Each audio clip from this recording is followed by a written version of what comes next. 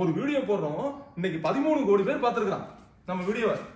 கராத்தில எனக்கு தெரிஞ்சு அது அந்த அளவுக்கு பார்த்தது இல்லை. 13 கோடி அந்த பேரை அதை ரசிச்சு பார்த்துருக்கான். கிட்டத்தட்ட 25 லட்சம் பேர் அதுக்கு லைக் கொடுத்துருக்கான். ஒரே ஒரு கமாண்ட் 2 கமாண்ட் வர்றதுக்கோ இந்த நெகட்டிவ் தாட் நம்ம மனசுல வச்சுக்க வேண்டியது இல்லை. ஃபர்ஸ்ட் கமாண்ட பார்க்க படிக்க வேண்டியது அவசியமே கிடையாது. நம்மளோட வேலை என்ன? நம்ம சைட்ல நம்ம பெர்ஃபெக்ட்டா நடந்துக்கணும், பெர்ஃபெக்ட்டா செல்ஃப் டிஃபென்ஸ் பண்றோம், நம்ம சர்வீஸ் பண்றோம், நம்ம வீடியோ பார்த்து ஒரு 4 பேர் கத்துக்கணும். That is a point. அவ்வளவுதான்.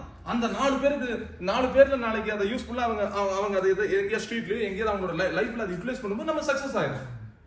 நான் சொல்றது புரியுதா? இதுல நடக்கிற அரசியல் தான். உனக்கு என்ன பிடிக்காது, என்ன பிடிக்காது, நீ நல்லா இருந்தாலே நான் உன்னை டிஸ்கரேஜ் பண்ணுவேன்.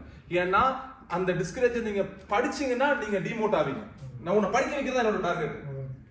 நான் சொல்றது புரியுதா? அப்போ நம்ம அதை ஜஸ்ட் தள்ளி விட்டுட்டு 1000 கமாண்ட் வாழ்த்துறான், அதை மட்டும் தான் பிடிக்கும். ஸோ நம்ம ஒரு லெவலுக்கு வந்துட்டோம்.